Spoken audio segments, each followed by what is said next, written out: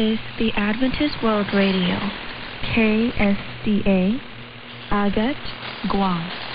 The following program is in English on 12060 kHz.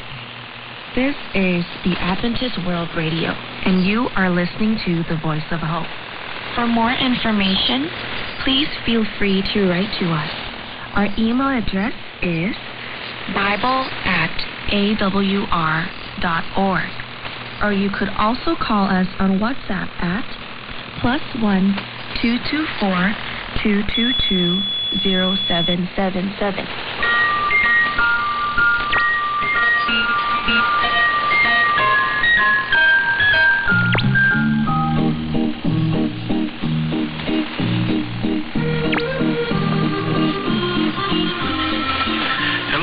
Welcome to Wavescan, the international DX program from Adventist World Radio.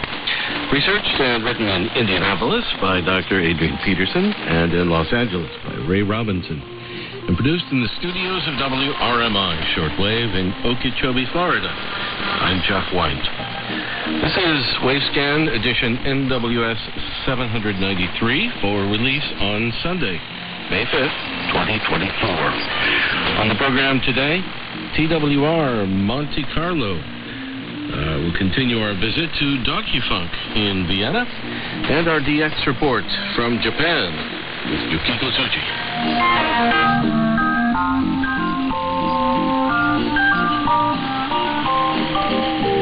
Well, 63 and a half years ago, in October 1960, Trans World Radio, now the largest Christian broadcaster in the world, began transmitting from a facility in Monte Carlo.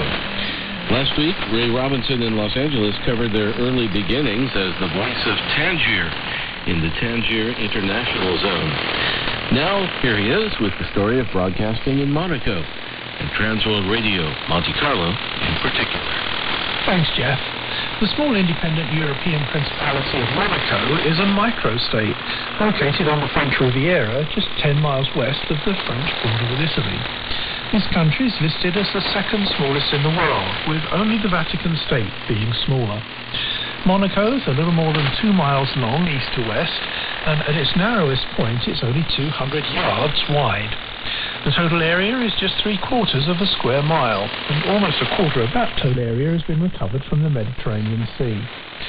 The capital city of Monaco is Monaco, although another well-known city in this tiny enclave is Monte Carlo. The total population of Monaco is around 39,000. The country obtains much of its revenue from tourism, with 1.5 million people flooding into the area each year. The national flag of Monaco has 2 antennas, as well as on medium wave from a high-powered facility nearby, and in French on long wave. I personally was first introduced to the programming of Transworld Radio by my grandparents in the late 1960s, who always used to listen to the English programs from 7:25 to 9 a.m. each day. I remember them well on 7290 kHz, which generally provided a very solid, reliable signal. Here's a shortwave sign-on from 1979.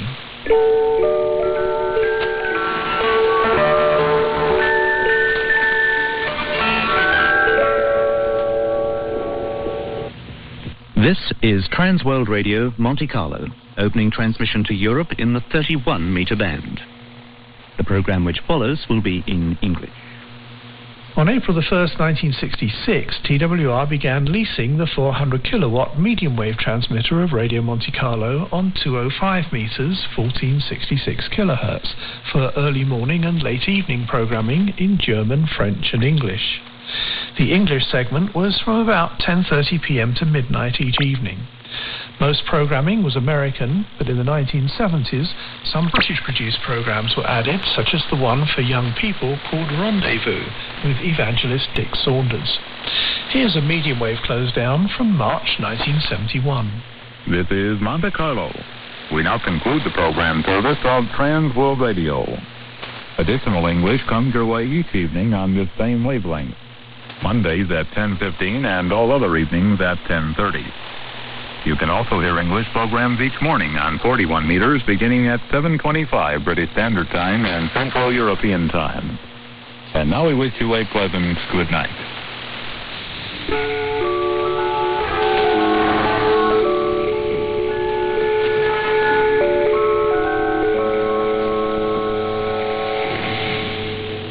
In 1974, a new Thomson CSF medium wave transmitter was installed, boosting TWR's output power to 1 megawatt in the evenings.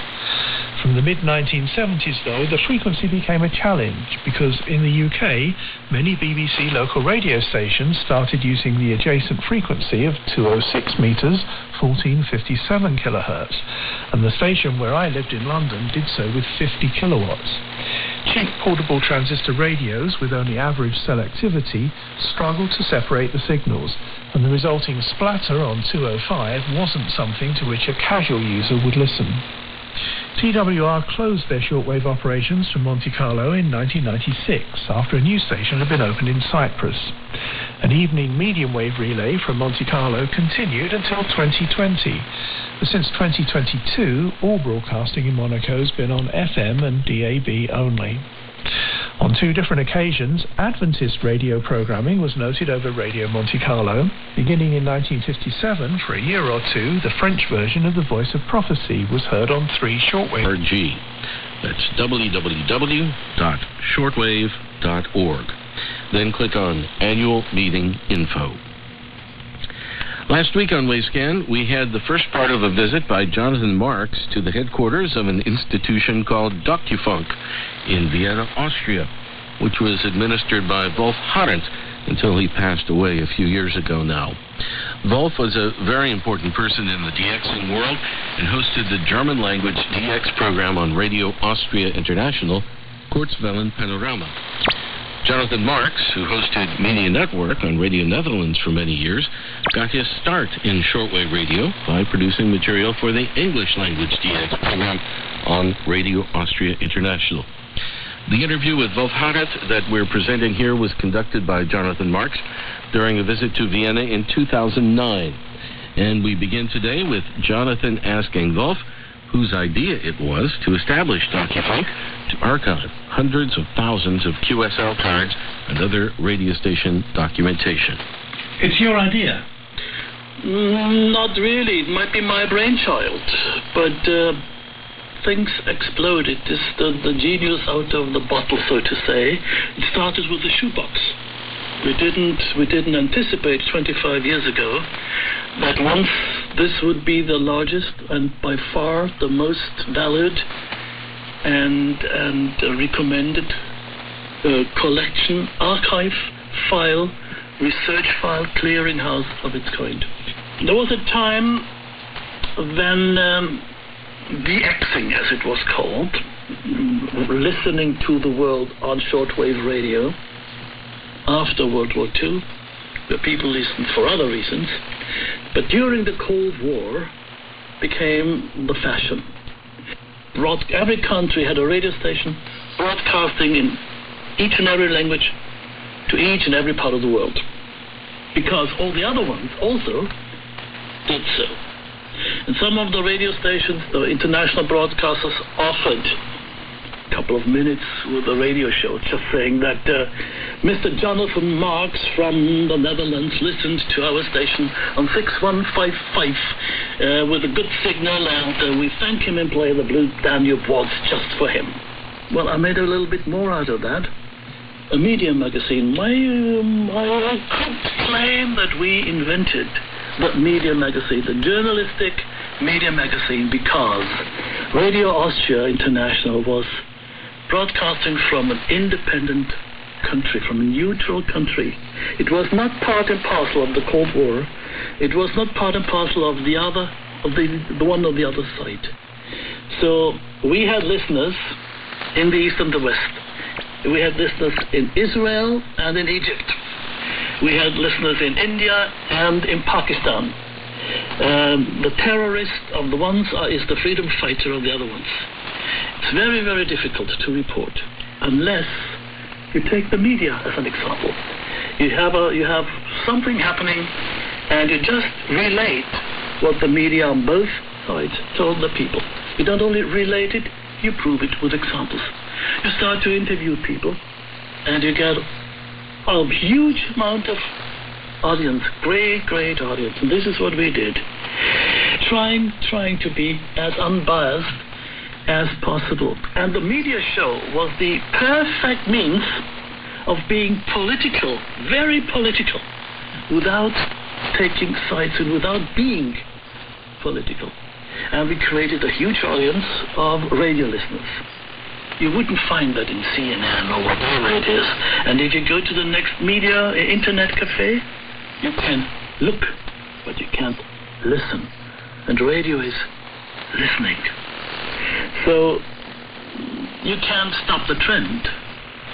But it is a pity that a piece of culture, a means of culture, a medium that has its own merits is going down the drain. Sometimes we feel that we are collecting the end pieces, and then we feel that this will carry on. You and I won't be there any longer, and there will still be a voice talking into a microphone somewhere, and a listener listening to that voice somewhere else. You don't know what will be trash or treasure later on. So we cannot pick and choose, really. We take what we get, and happily enough, we get lots and lots and lots. If a broadcaster closes down a language program, we get the whole stuff.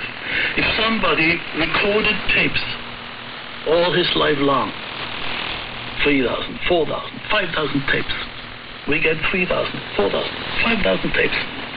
Many of them are of no particular importance. Some are extremely rare. Which one is the extremely rare one? The one you are looking for because you are an editor, you are a journalist, you are a media buff, your grandfather was stationed there, and you want to get a photograph of his radio station or whatever it was.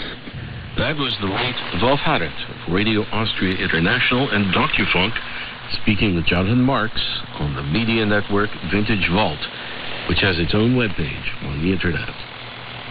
Let's go now to Yukiko Tsuji in Tokyo. Welcome to the DX Report of the Month from Japan. Mr. Chiaki Shimada and Mr. Kazuaki Oikawa for sharing the information with us. Thank you for listening, and please join us for our next edition of DX Report of Japan Showtime Club. And I'm Yukiko Tsuji.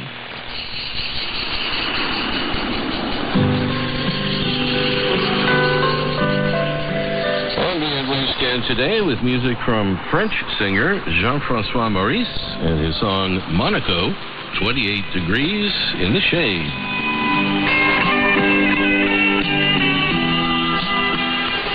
Monaco,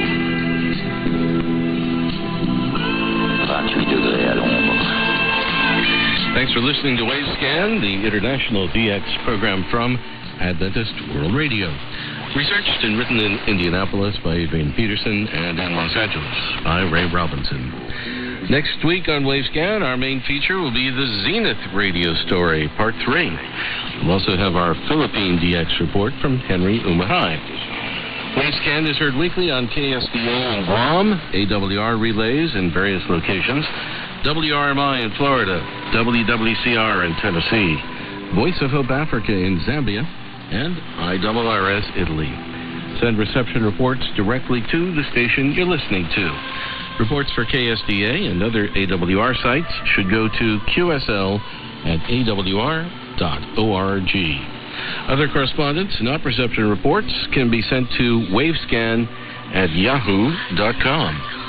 I'm Jeff White at WRMI Shortwave in Okeechobee, Florida. Till next week, good listening, everyone.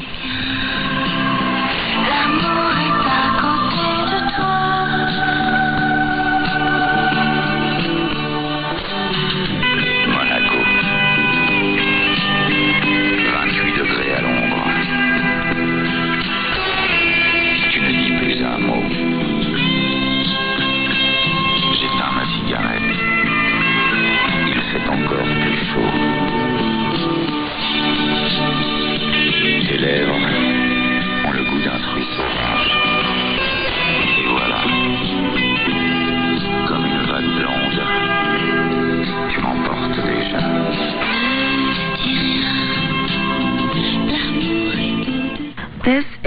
the Adventist World Radio, and you are listening from the beautiful Pacific island of Guam.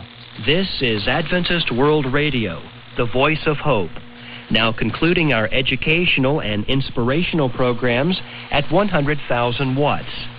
This station is owned and operated by Adventist Broadcasting Services Incorporated and is part of the Adventist World Radio Network of international broadcast stations. On behalf of the staff and management of Adventist World Radio, I'm Greg Scott, thanking you for joining us.